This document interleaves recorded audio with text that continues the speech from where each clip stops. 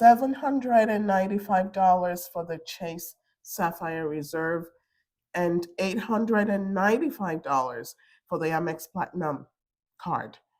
Are these cards still worth it in 2026, or are they mere status symbols? As you travel and live globally, should you have either of these cards in your wallet? Hi, my name is Yemi, And I'm Talks. and we are Joyful Life Retirement. Today, as people are beginning to spend for Black Friday sales, we'd like to look at what cards you're using, especially those of us that travel globally or actually live abroad. So these two cards have been around for a while. They are status symbols. The question is, should a global traveler, frequent traveler, or someone who live abroad, should they be spending almost $900 a year in card fees? Good question. The core thing for both cards is universal acceptability. If they are not acceptable where you are, then it's a no-brainer. Now, let me preface this by saying that if you live in the US and you're using most of the perks of these cards, one will be a fool to not apply for both of them. They do have a lot of perks, but how many of them are useful? And how many of the cards, or which of the cards is acceptable outside the United States? That is so true. So in our travels, what we found, specifically in Southeast Asia, that Amex Platinum did not have global universal acceptance rate.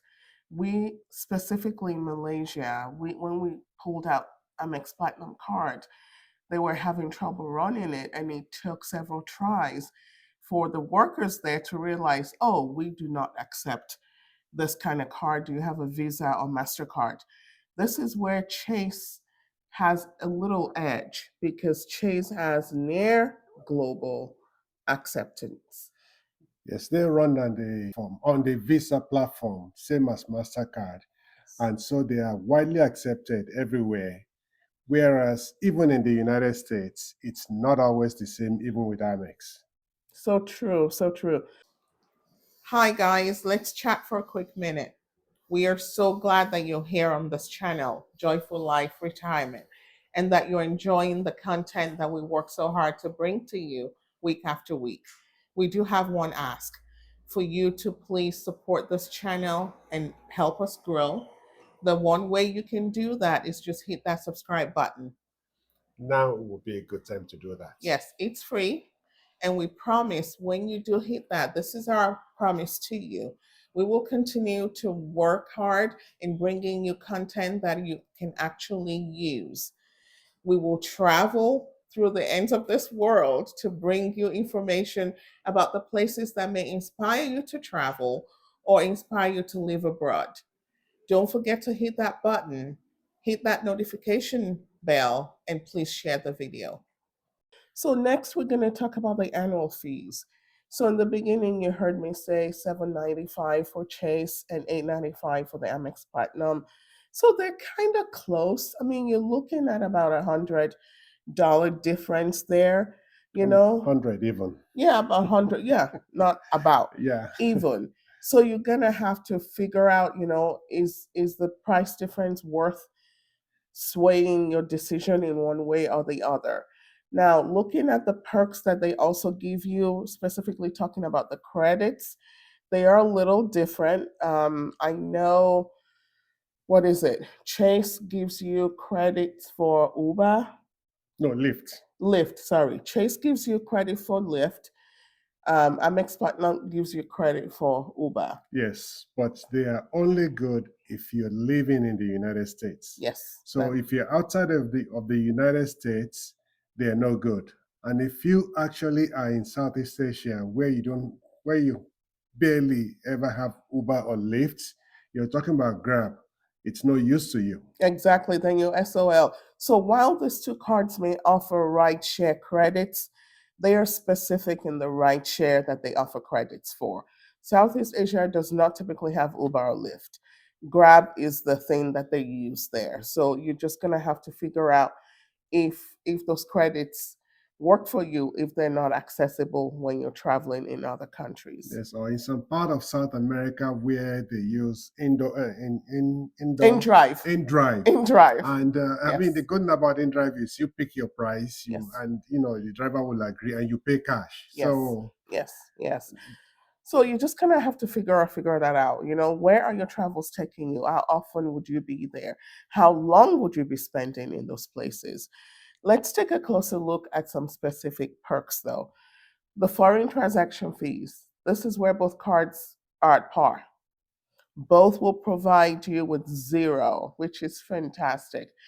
Zero transaction fees, no matter how many times you use a card.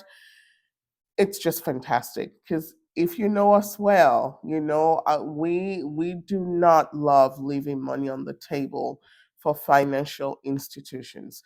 We believe we've all worked so hard for our money, and we're not about to give it to some bank to get even richer. So any card you decide on, make sure that there are no transaction fees for foreign use. yes. And talking about being at par, they both offer travel insurance. That's really very good for people who travel quite a lot. You have your travel delay, your lost baggage, and things like that they all cover. So Yes. they are pretty much the same in that aspect. Lounge access. Let's be honest. This one is one of the reasons that a lot of people, including us, actually take a look at this two luxury cards. Okay. Because when you're traveling, access to airport lounges is a game changer. Very important. It is life changing. It really, really, really, truly is, people. Especially now that they're telling you to get to the airport 3 hours ahead of time. You don't want to be sitting on some park bench in the airports. Yes. And some of those seats are dirty. Parked bench, okay? Look at him over here. But seriously, lounge access, that was the biggest draw for us years ago when we decided to jump into the luxury credit card market here. But lounge access differs. So we will tell you in this aspect, we do think that Chase Sapphire Reserve has a slight edge over Amex Platinum. Why do we say this? So when you have a Chase Platinum Reserve card, every lounge that you access, you can take in two guests. Amex Platinum, typically no. No. So if you're traveling with your wife and you have Amex Platinum and your name is the only one on that Amex Platinum, I guess your wife gets to stay outside while you go relax inside. That's a surefire way for marital therapy right there. But seriously, so if you know you're going to be traveling solo, then you don't have to worry about this. Yes. You don't have to worry. You don't let lounge access factor into which card do you get or keep.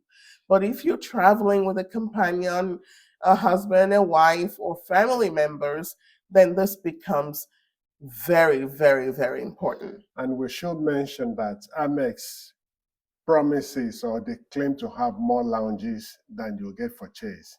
Now, keep in mind that some of those lounges, for example, the Delta Lounge, if you're not flying Delta, you can get in, even though you have Amex. If you're not flying some other airline whose lounge that they have, you can get in. The Centurion Lounge, to bring somebody in, you have to have spent $75,000. I don't know what you're buying for $75,000, but yeah, to have a guest. I think it's the Delta lounges. You have to have spent a high amount of money. Or be flying Delta. Exactly, be flying in the front in Delta. Obviously, you cannot have a coach seat and want to get into the lounge. So just keep that in mind. For us personally, we feel Chase Sapphire Reserve has an edge over Amex as far as lounge access if you're traveling with other people. So, for US retirees living abroad, as far as we are concerned, I mean, they pretty much are still the same. It depends on your lifestyle, what you hope to get from each card. Yeah, I mean, basically, what we do on this channel is we present you with the facts. You weigh how these things fit your life. Again, what looks good on paper may not fit your lifestyle. So you look at practical usability, right? That's all we're all looking for. How do you get the most bang for your money? You've worked hard for this money. How do you get the most bang for it? Are you getting enough access to perks as you travel to make the high membership fees worth it? You have to decide that. So here is where we talk about alternatives if both of these do not work for you. If the price is too high for what you're getting for them, you can go for some mid-tier card like the Capital One Venture Reward Card, which at $3.95 will give you most of what these cards are giving you in terms of travel. Now, Yeah. there might be some other things that you may not get with them. But if you're a frequent traveler and that's a big thing with you, then Capital One may not be a bad way to go. Yeah, I mean, just consider it because now, again, like Took said, Chase Sapphire Reserve and Amex Platinum are top tier luxury cards. Any other option that you look at, you're not going to get the full catalog of benefits. So keep that in mind. But at $3.95 membership fee annually, you're walking away with some money left in your pocket. For example, with the lounge access, so you decide on a mid tier, then you just pay for those guests as you need it. Another option is a Chase Sapphire Preferred card. I believe we covered that in the previous video when we talked about the Chase Sapphire Reserve. We put a link in the description. Make sure you check that out. But this card is actually what? Is it $95? $95. Yeah. $95 membership per year. What a fantastic drop. Yeah. Again, though, it will not give you the same catalog of perks as the reserve will do. And if you're really into Amex and you really can't see yourself getting away from Amex, but the price for the platinum is too high for you, you can go for the Amex Gold, Yes. which is still at 95 at Yes. this time, Yes. and you get some perks along with that too. Yes, exactly. So you're just gonna have to figure out, okay, what can I live with? Okay. For retirees and global travelers, value isn't about prestige, right? Prestige sounds great, but what do we need? We need practical use, practical usability, practical reach. Where can I actually enjoy the so-called perks that you're offering me? Paying $900, almost $900 a year for points that can expire or perks that you can never access as you travel just doesn't make a whole lot of sense for most people. Smart global living is about leverage, always about leverage. Yes. How much of these perks can you leverage and use as you travel the globe? So, in summary, just stay with us here. Amex Platinum is great for what? Business travelers in the US. Yes.